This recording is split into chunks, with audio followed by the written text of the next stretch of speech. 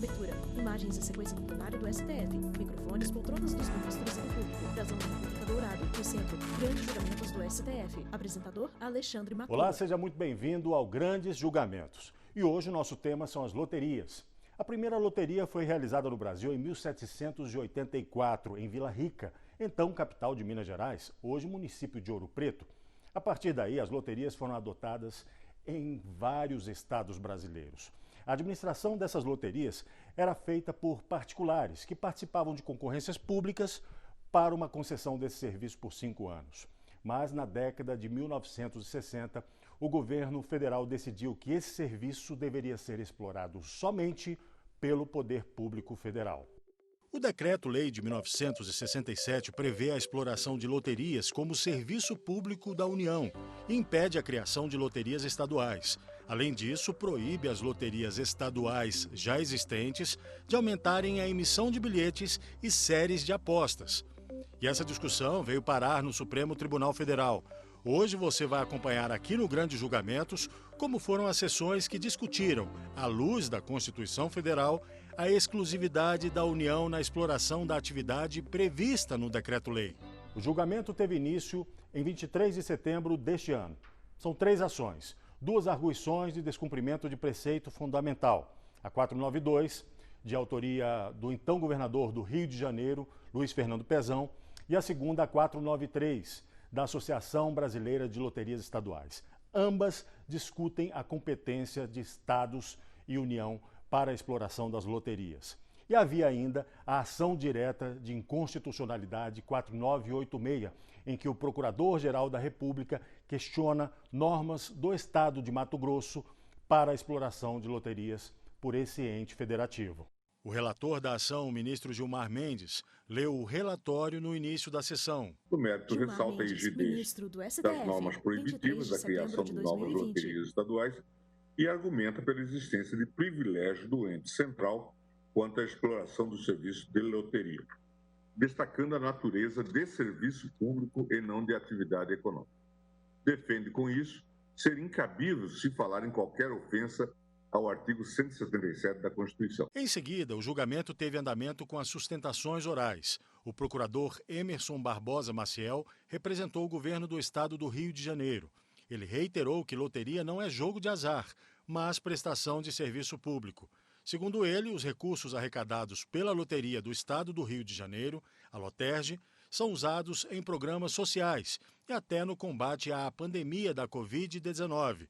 E defendeu que o Decreto-Lei é incompatível com o que diz a Carta Magna Brasileira. Loteria não é jogo de azar. Maciel, procurador do então, Estado essa do questão Rio de é uma premissa fundamental, porque as loterias caracterizam a prestação de serviço público e a sua receita sempre esteve relacionada ao custeio da Seguridade Social e outros serviços voltados para o cidadão, diferentemente das atividades privadas que têm por objetivo lucro privado.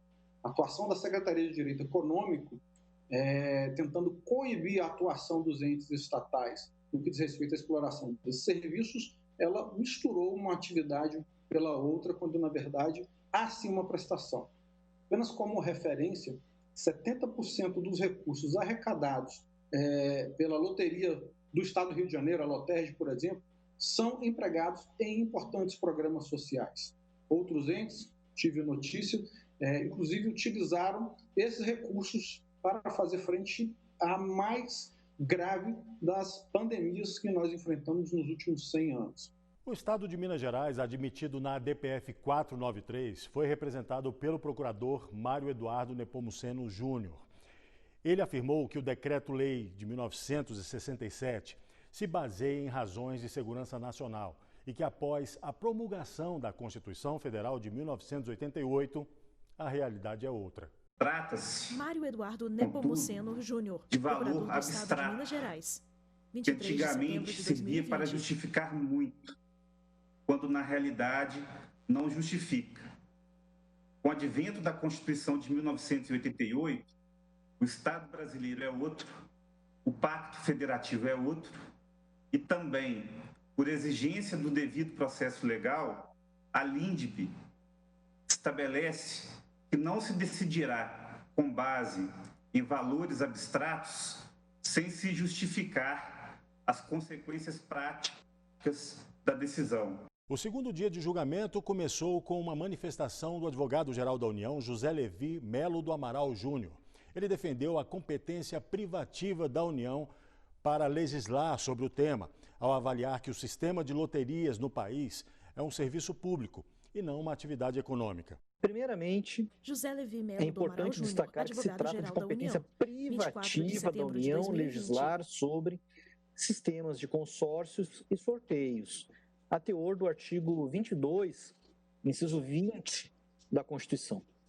Inclusive, houve a edição da súmula vinculante número 2 por este egregio Supremo Tribunal Federal, segundo a qual é inconstitucional a lei ou ato normativo estadual ou distrital que disponha sobre sistemas de consórcios e sorteios, inclusive bingos e loterias. Digo eu.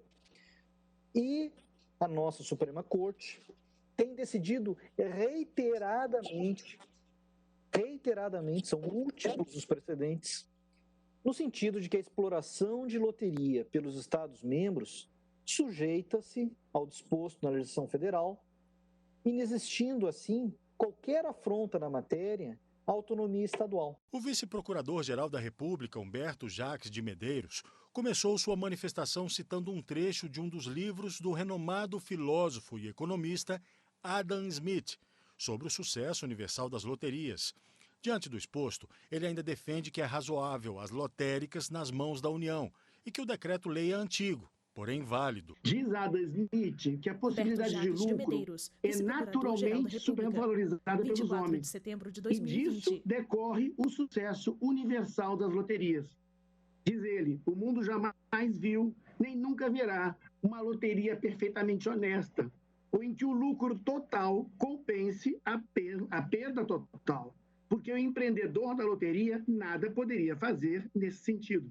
Diz Smith, a esperança vã de ganhar alguns grandes prêmios é a única razão dessa demanda. Então, o sistema lotérico nas mãos da União tem toda uma lógica cuja quebra aqui, apenas pelo princípio da igualdade, tá, seria uma violência à razoabilidade deste decreto-lei, que, apesar de antigo, continua atual, na medida em que a capacidade de geração de receita pública por loterias é limitada.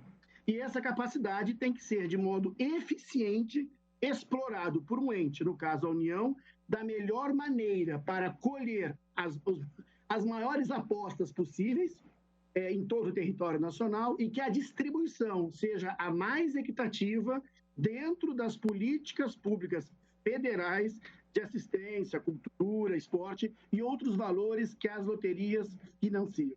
Então, é dizer, o decreto é velho, mas é razoável.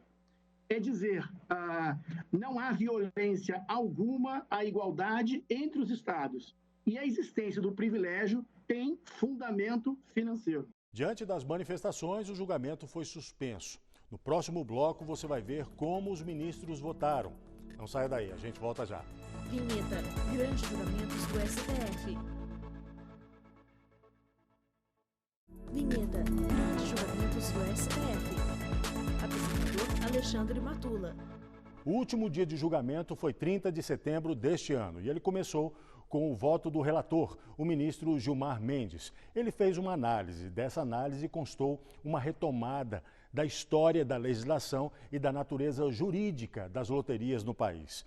Para o ministro, essa história sempre demonstrou uma convivência legal da União e dos estados. Essa Gilmar Mendes, ministro do STF, retomada histórica permite-nos observar que desde a primeira consolidação legislativa federal sobre a matéria, sempre foi aceita juridicamente a convivência legal da exploração das loterias pela União e pelos estados.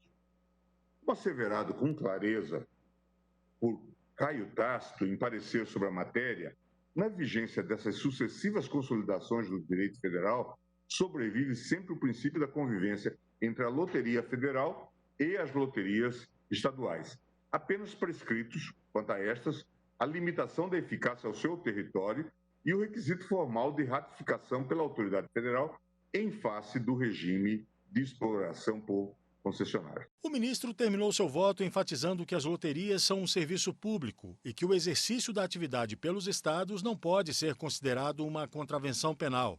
De toda forma, cabe exclusivamente à União estabelecer as diretrizes gerais da atuação das loterias. A competência privativa da União para legislar sobre sistemas de consórcios e sorteios não preclui a competência material dos estados para explorar as atividades lotéricas, nem a competência regulamentar dessa exploração. Por esse motivo, a súmula vinculante 2 não trata da competência material dos estados de instituir loteria dentro das balizas federais, ainda que tal materialização tenha expressão através de decretos ou leis estaduais, distritais ou municipais. 4. Por outro lado, as legislações estaduais instituidoras de loterias, seja via lei estadual ou por meio de decreto, devem simplesmente viabilizar o exercício de sua competência material de instituição de serviço público titularizado pelo Estado-membro, de modo que somente a União pode definir as modalidades de atividades lotéricas passíveis de exploração pelos estados. Em seguida, o ministro Alexandre de Moraes, em concordância com o relator, ministro Gilmar Mendes, disse que a Constituição Federal é clara quando estabelece que cabe à União normatizar o assunto, mas não ter a exclusividade da exploração. Eu concordo com o eminente ministro relator de Moraes, que há necessidade dessa distinção entre a competência legislativa do ente federativo União, que é privativa, e uma eventual competência administrativa para exploração. O que a Constituição estabelece de forma absolutamente clara, a meu ver?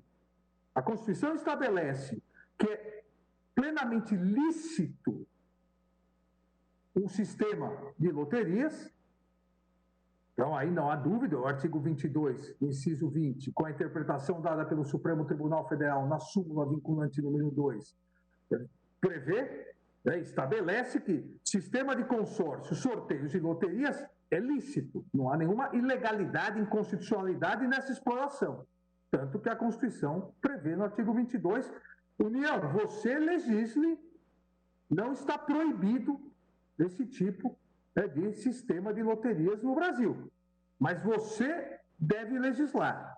Então, isso a Constituição estabelece. Prevê que a competência é privativa da União. Mas nada mais do que isso. Não prevê, a meu ver, com todo respeito às posições de contrário, não prevê, em momento algum, exclusividade na exploração pela União. Não prevê, o que me parece mais grave ainda, a possibilidade de alguns estados manterem essas loterias em virtude de ordenamentos jurídicos passados, enquanto outros estão absolutamente proibidos. O ministro Edson Fachin enfatizou que a validade do Decreto-Lei 204 de 1967 não resiste à filtragem constitucional que, a partir de 1988, fez uma reorientação democrática e terminou dizendo que concorda com os votos anteriores de que os estados podem explorar loterias, mas apenas a União pode legislar sobre o tema. No que concerne a ação direta de inconstitucionalidade 30 de setembro de 2020, também entendo que, com a devida vênia das compreensões em sentido diverso, que os pedidos formulados pela Procuradoria-Geral da República são improcedentes, porquanto as normas estaduais impugnadas não possuem o caráter originário e inovador que caracterizaria a usurpação de competência. A questão central está em reconhecer a plena rigidez da súmula vinculante número 2, que tratou da atribuição da competência legislativa, e destacar, distinguir daí a competência material dos estados de instituir loterias dentro das balizas da legislação federal. O tema remete ao federalismo. Na declaração de voto me reporto à reflexão alongada que fiz em voto na DPF 109 sobre a matéria, sobre o sentido de coordenação que está esse agir coletivo do federalismo cooperativo, e por isso também eu concluo por não enxergar antinomia entre a súmula vinculante 2 e a compreensão desse espaço sobre o regime administrativo da exploração da atividade econômica por parte dos Estados-membros. A ministra Rosa Weber foi sucinta no voto, pois para ela, os colegas já haviam sintetizado o que ela iria falar. E, em concordância com os demais, votou pela possibilidade da exploração de loterias pelos estados. Julgou procedentes as ADPFs 492 e 493 e improcedente a ADI 4986. Vou me limitar Ministra Rosa Weber, vice-presidente do STF, 30 de setembro de 2020. A meu juízo, lapidar proferido, fazendo um distinguish perfeito entre a competência legislativa em matéria de loterias, privativa da União, sem dúvida alguma, artigo 22(20) da Constituição Federal, e a competência material ou administrativa, que diz com a exploração de um serviço público, no caso, o serviço público de loterias, para acompanhar na íntegra Sua Excelência, reportando-me ainda a síntese efetuada pelo ministro Alexandre de Moraes e agora ao ministro Edson Fachin. Julgo também eu, senhor presidente, procedentes as ADPFs para entender não recepcionados pela Constituição Federal de 1988 os artigos 1º e 32 caput e parágrafo 1º do Decreto-Lei 204 de 1967 e improcedente a ADI 4986, pedindo vênia a eventuais compreensões contrárias. Até o momento, você acompanhou os votos no mesmo sentido dos ministros Alexandre de Moraes, Rosa Weber e Edson Fachin. Eles votaram para que os estados possam explorar as loterias. No próximo bloco, você confere como foi o desfecho desse julgamento. Não saia daí, a gente volta já. Vinheta, grandes julgamentos do STF. Vinheta, grandes julgamentos do STF. Apresentador Alexandre Matula. E o Grande Julgamentos está de volta. A partir de agora você acompanha como foi o final dessas discussões sobre as loterias estaduais. Foram 3 ações, as arguições de descumprimento de preceito fundamental 492 e 493, além da ação direta de inconstitucionalidade 4986. O ministro Dias Toffoli, em um voto brevíssimo, acompanhou o relator. Em seguida, a ministra Carmen Lúcia chamou a atenção que o decreto-lei de que trata a exploração de loterias é antigo, tempo em que a federação era formal, pois não havia a prática.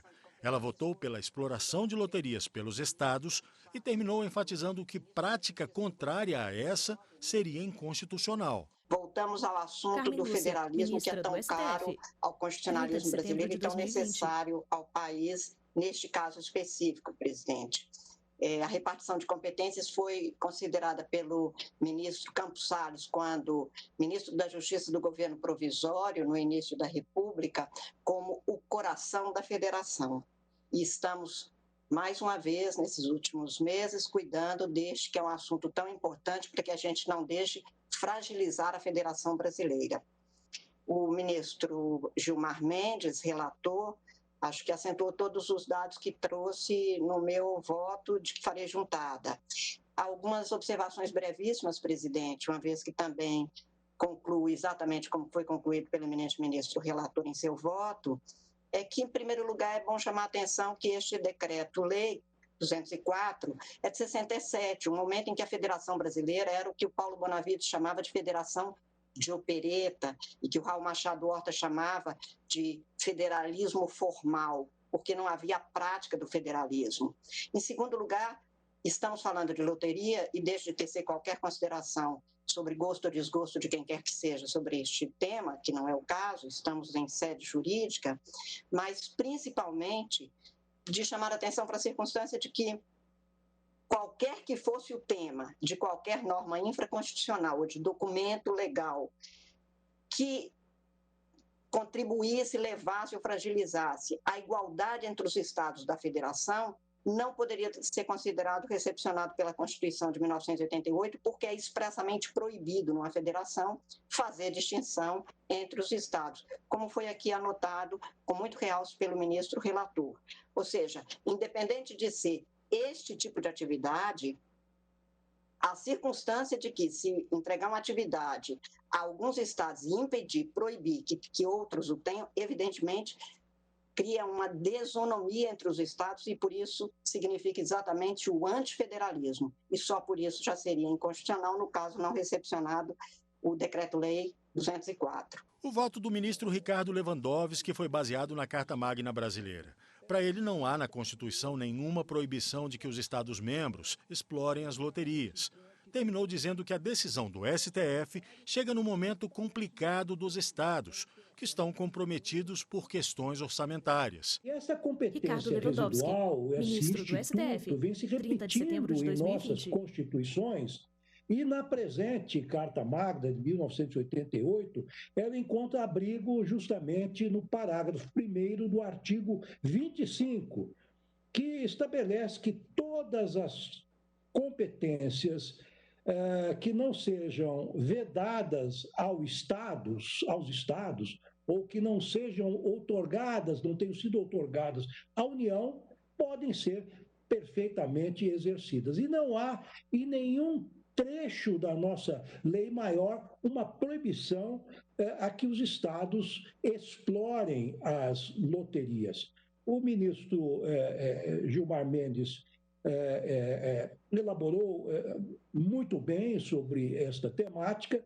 O ministro Alexandre de Moraes nos brindou agora de forma sintética com essa distinção que já foi feita pelo relator, mas que Sua Excelência novamente fez, entre a competência legislativa, que é da União, e a competência administrativa ou material de explorar as loterias, que é, sem dúvida nenhuma, dos estados. E parece-me que esta matéria, então, ficou absolutamente pacificada. E a solução a que o Supremo parece chegar é a que mais prestigia a possibilidade dos estados auferirem recursos nesse momento em que os respectivos erários estão depauperados, especialmente pelo exagero da implementação de contribuições sociais e contribuições de intervenção no domínio econômico que não entram nos fundos de repartição tributária, nos fundos fiscais beneficiando os estados. Portanto, os estados hoje, nessa situação complicada que se encontra do ponto de vista orçamentário, parece-me que tem, na exploração das competências, uma fonte de recursos que pode e deve, a meu ver, ser explorada. Portanto, senhor presidente, eu acompanho integralmente o relator nas suas conclusões. O ministro Marco Aurélio começou falando sobre coincidência interpretativa. E aí relembrou um voto em um julgamento de 2004 em que foi vencido pelos demais ministros. Para ele, a pregação à época foi uma possibilidade de sucesso no futuro, o que estaria acontecendo agora, nesse julgamento de 2020. Ele terminou o voto acompanhando os demais ministros. É coincidência interpretativa considerada a Constituição Federal e a legislação envolvida na espécie. Por que procedo a essa observação? Porque em 2004, examinando uma DIN, a 2847 DF, contra a legislação do Distrito Federal, fiquei sozinho, vencido, no que sustentei o que agora é prevalecente no mesmo colegiado. Marco Aurélio, ministro do STF, 30 de setembro de 2020. Da legislação. No final da judicatura, isso muito me gratifica, porque vejo que não preguei sem possibilidade de sucesso no amanhã. Reporto-me e faria a juntada, não tomaria o o tempo dos colegas com as 14 folhas redigidas à época, em um pedido de vista, ao voto que proferi. E, como eu disse, foi um voto isolado, mas que hoje é um voto prevalecente e se soma ao voto dos colegas, ao voto do relator. Não creio que, à época, o relator estivesse no colegiado em 2004. Não sei exatamente a data em que tomou posse o ministro Gilmar Mendes, né? Mas, se estivesse no colegiado à época, votaria, estou certo, porque presumo que normalmente ocorre, não o extraordinário, me acompanharia no voto que proferir. Acompanho Sua Excelência quanto às arguições de descumprimento do preceito fundamental e acompanho também no julgamento das audiências. O presidente do STF, ministro Luiz Fux, falou que a sua decisão foi à luz de uma análise econômica do direito. Ele enfatizou que a decisão do plenário foi eficiente, tanto desse ponto de vista como do ponto de vista jurídico. É uma questão ideológica Ministro própria, Luiz Fux, presidente do STF, que eu tenho me dedicado e sou muito partidário dessa nova escola do pensamento jurídico, que é a escola da análise econômica do direito. Então, vejam, Vossas Excelências, que através de uma interpretação teleológico-sistêmica, chegamos à conclusão de que, malgrado a atividade normativa seja da competência exclusiva da União, isso não obsta que a atividade administrativa seja exercida pelas unidades federadas, máxime quando se sabe que as loterias estaduais arregimentam fundos importantes para as unidades federadas. De sorte que, sob esse ângulo da análise econômica do direito, entendo que conseguimos proferir uma decisão extremamente eficiente sob o ângulo jurídico. E eficiência é um conceito inerente à economia nessa sua interface com o direito. Por fim, proclamou o resultado do julgamento que, por unanimidade, declarou que o monopólio da União, previsto no Decreto-Lei de 1967, não foi recepcionado pela Constituição Federal de 1988. Com esse entendimento, o STF validou a exploração das loterias por parte dos Estados-membros. Já a DIA ajuizada contra as normas do Mato Grosso, que regulamentam a exploração de modalidades lotéricas, foi julgada improcedente. A Corte Ministro coesa, Fux, presidente do STF, unanimidade, 30 de setembro de 2020. julgou procedentes as ADPFs 492 e 493. É improcedente a ADI, improcedente a ADI 4986, tudo nos termos do voto do relator. E assim a gente encerra mais um Grandes Julgamentos. Você pode acompanhar a nossa programação no site da TV Justiça ou no nosso canal no YouTube. Endereço: TV Justiça Oficial. Até a próxima. Tchau. Créditos finais. Direção: Betânia Vitor Veiga. Produção: Joyce Pires. Cabelo e maquiagem: Jussara Paixão. Figurino: Calito Oliveira. Apresentação: Alexandre Matula. Edição de texto: Luciane Chaves. Cinegrafia: Luiz Ribeiro. Assistência técnica: Joselino Júnior. Iluminação: Luiz Moura e Ítalo Cândido. Operação de áudio: Jonathan Alves. Edição de pós-produção: Rafael Pinheiro. Videografismo: Leonardo Veloso. Audiodescrição visual. Roteiro: Kainan Leão. Narração: Ana Luísa De Franco. Núcleo de programação: Rosa Lazen. Núcleo técnico: Fábio Guedes. Núcleo de produção de programas: Flávia Soledade. Supervisão: Coordenadoria de Gestão da TV e Rádio Justiça. Secretaria de Comunicação Social STF. Realização: TV Justiça Essencial 2020.